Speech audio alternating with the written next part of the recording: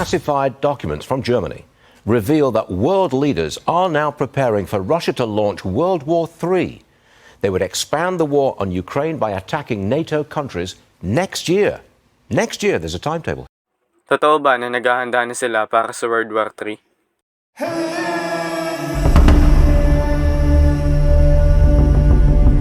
Dahil marami ang nangyayaring hindi maganda sa mundo natin ngayon, marami nagsasabing malapit na nga mangyari ang World War III.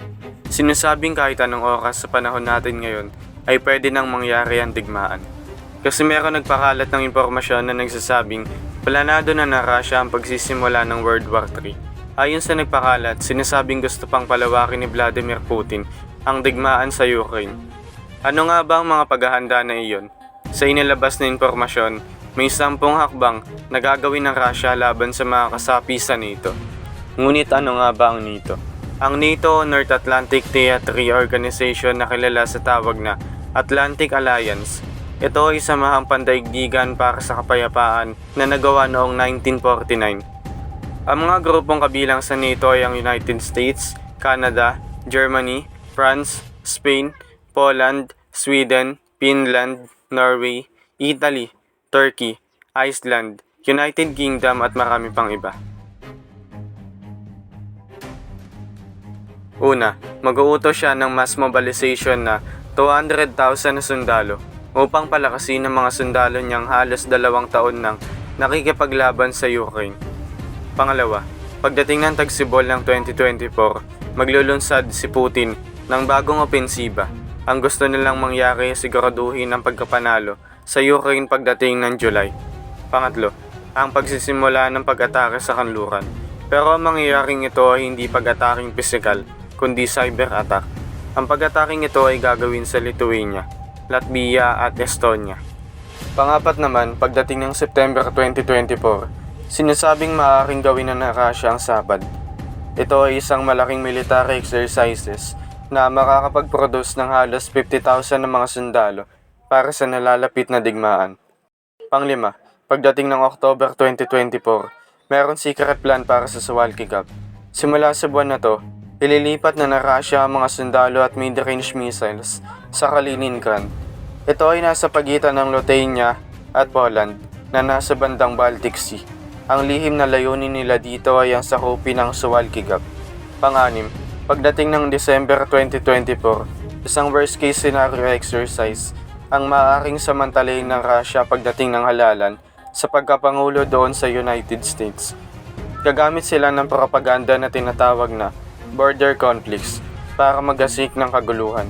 Pang-pito, pagdating ng March 2025 sa susunod na taon, gagamitin ng Russia ang isang pagtitipon ng Security Council upang pawalan ng katotohanan ang paratang na ang Russia ay naghahanda na sa pag-atake sa kanluran.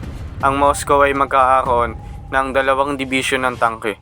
Yun ay ang Mechanized Infantry Division at ang Division Headquarters na may halos 70,000 na sundalo na nakatalaga malapit sa hangganan ng NATO. Pangwalo, pagdating ng May 2025, magpapasya ang NATO sa measures of credible deterrence upang maiwasan ang posibleng pag-atake sa Suwalki Gap. Pangsyam, dito na papasok ang tinatawag na DX. Dito na magpapadala ang NATO ng 300,000 na sundalo sa silangang bahagi nito upang kontrahin ang Russia. Pang-10, dito na magsisimula ang World War III. Mahigit kalahating milyong galing sa Russia at NATO ang maglalaban-laban sa Suwalki Gap. Ayan ang sinasabing mga hakbang na gagawin ng Russia laban sa mga bansang kasapi sa NATO. At sinasabing sisimulan nito ngayong February 2024. Ngunit lahat ng ito ay tinanggi ni Putin at sinasabing walang interes ang Moscow na atakihin ang mga bansang kaanib sa grupong NATO. Ngunit ano nga ba ang totoo? Maaaring totoo ito at maaari ding hindi. Basta't ang alam lang natin ay hindi natin maiiwasan ang ganyang pangyayari at magkakaroon talaga ng mga digmaan. Sabi nga sa Mateo chapter 24 verse 6 to 8, makakarinig kayo ng mga digmaang malapit sa inyo at mababalitaan ninyo na may mga digmaan din sa malayo. Ngunit huwag kayong matakot. Kinakailangang mangyari ang mga ito, ngunit hindi pa ito ang katapusan, sapagkat magdidigmaan ng mga bansa at mga kaharian. Magkakaroon ng tagutom at paglindol sa iba't ibang lugar, at ang lahat ng ito ay pasimula pa lang ng paghihirap na darating. Alam naman natin ang nangyayaring digmaan sa Russia at Ukraine, ganoon din sa Gaza at Israel. Ngunit kailangan nga ba nating ikabahala ito? Sinasabi sa Biblia na mangyayari talaga ang ganitong pangyayari, kaya hindi natin kailangang mabahala. Magtiwala lamang tayo sa Diyos at laging manalangin. Tandaan natin na hindi dito sa lupa ang tahanan natin, kundi sa langit kasama ang ating Panginoong Hesukristo. Mateo chapter 10 verse 28. Huwag kayong matakot sa mga gustong pumatay sa inyo. Ang katawan lang ninyo ang kaya nilang patayin, pero hindi ang inyong kaluluwa.